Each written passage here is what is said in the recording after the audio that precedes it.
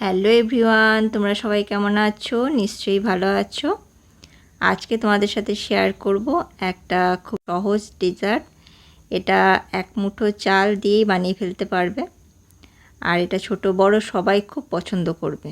এটা খুব সহজেই বানিয়ে ফেলা যায়। তো চলো দেখি এটা কিভাবে বানাই। এখানে আমি নিয়েছি 50 গ্রাম মতন গোবিন্দভোগ চাল। এটা গোবিন্দভোগ চাল দিয়েই ভালো হয়। এই চালটাকে আমাদের 2-3 বার ওয়াশ করে নিতে হবে খুব ভালোভাবে, কেন না এর মধ্যে অনেক স্টার্চ থাকে, যাতে স্টার্চগুলো বেরিয়ে যায় সেই জন্য আমাদের ধুয়ে নিয়ে এর মধ্যে আর এক্সট্রা করে জল দেব না। যেটুকুনি জল চালের গায়ে লেগে থাকবে সেটাই ভালোভাবে শুকিয়ে নেব। শুকিয়ে নিয়ে এটাকে আধ ভাঙা করে গ্রাইন্ড করে নিতে হবে। দেখো আমি কিভাবে করছি।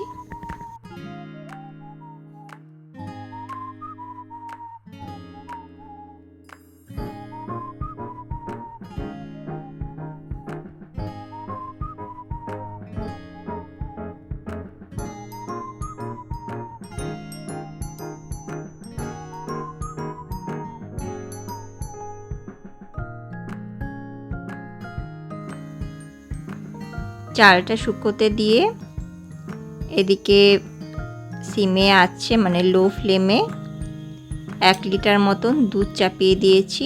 50 গ্রাম চালে 1 লিটার দুধ মাপটা একদম সঠিক। এভাবে বানালে একদম পারফেক্ট হবে। চালটা আমি খুব ভালোভাবে শুকিয়ে নিয়ে এটা আধ ভাঙা করে গ্রাইন্ড করে নিয়েছি। একটু বেশি গ্রাইন্ড হলেও কোনো অসুবিধা নেই, কিন্তু একদম মিহি যেন না হয় সেটা খেয়াল রাখতে হবে। আর এখানে 2 to 3 টেবিল স্পুন মতন মিল্ক পাউডার অ্যাড করব এর সাথে।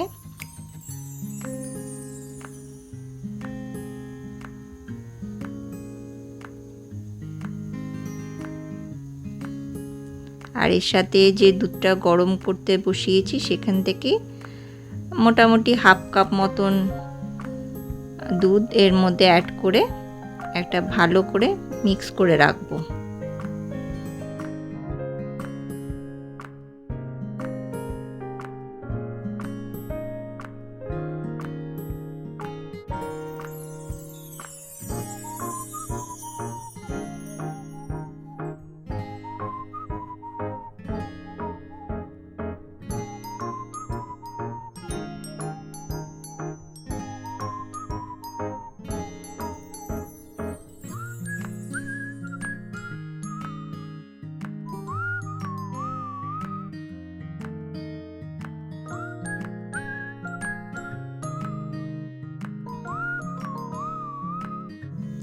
এটা আমাদের মিক্স হয়ে গেছে, এটা সাইডে রেখে দেব। এবারে দুধটার মধ্যে এলাচ দিয়ে দেব আর লবঙ্গ 2-3টে। এটাকে ভালো করে ফুটাতে হবে, ফুটিয়ে ফুটিয়ে এটাকে ঘন করতে হবে।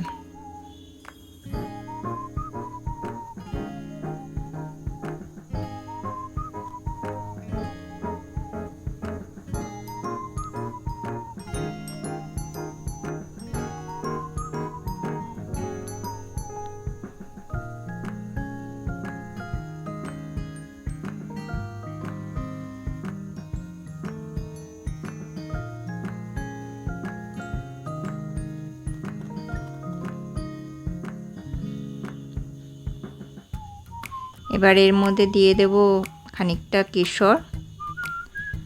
এটা দিলে খুব সুন্দর একটা কালার আসে। যদি কেউ না দিতে চাও বা বাড়িতে না থাকে এটা স্কিপও করতে পারো, কোনো অসুবিধা নেই।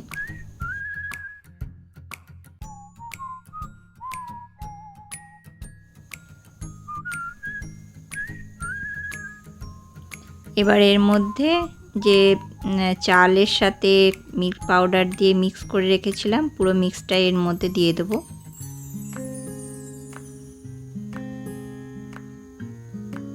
আর লো ফ্লেমে এটাকে অনবরত নাড়তে থাকতে হবে, নয়তো তলায় লেগে যেতে পারে, এটা একটু খেয়াল রাখতে হবে।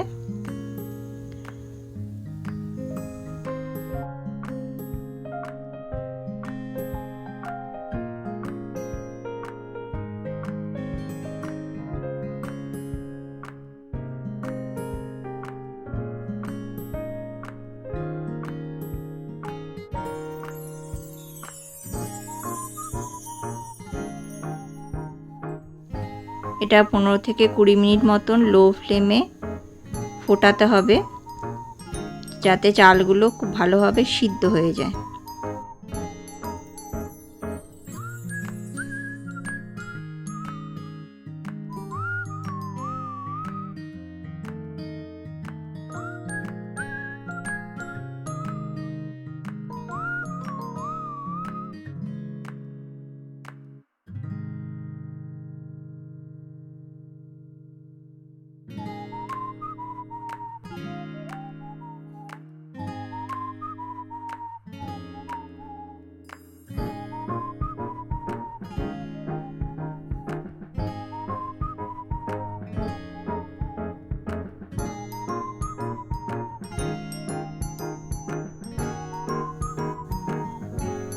এটা আমার 15 মিনিট মতন ফোটানো হয়েছে। একটু চালটা টিপে দেখে নেব, এখনো আর একটু হবে।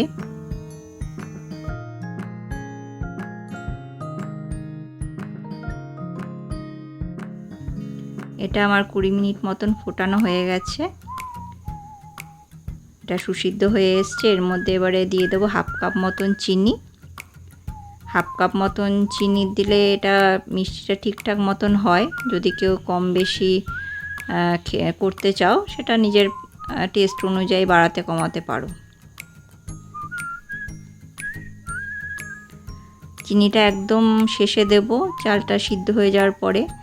কিন্তু চিনিটা দিয়ে একবারে সাথে সাথে নামালে হবে না, এটা দিয়েও খানিকক্ষণ এটা ফোটাতে হবে,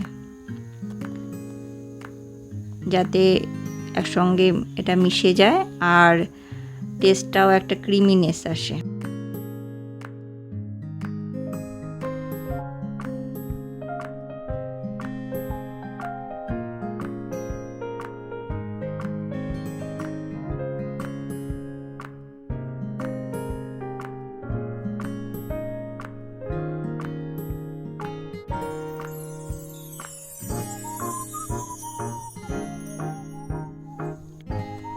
ব্যাস রেডি হয়ে গেছে আজকের ডেজার্ট ফিরনি। এবার এটাকে একটা অথেন্টিক স্টাইলে মাটির পাত্রে সার্ভ করব।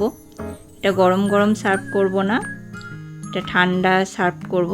এটাকে ফ্রিজের মধ্যে রেখে 2-3 ঘন্টা তারপরে এটাকে সার্ভ করতে হবে, যাতে এটা পুরো সেট হয়ে যায়। এটা দুধের মধ্যে যে একটা জলসা ভাব থাকে, সেটাকে টেনে নিয়ে একদম পুরো সেট হয়ে ক্রিমি হয়ে যাবে এটা। তো তোমরা এইভাবে বাড়িতে বানিয়ে দেখো, খুব টেস্টি হয় আর সবাই খুব পছন্দ করবে।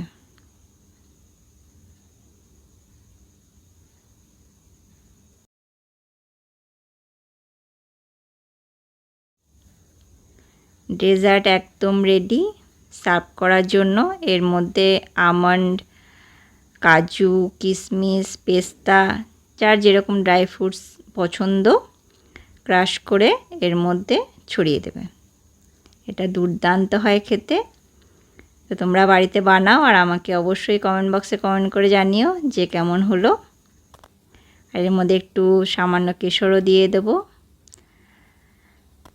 Thanks for watching. আর ভিডিওটা ভালো লাগলে অবশ্যই লাইক, শেয়ার, সাবস্ক্রাইব করো। তো see you next video. By.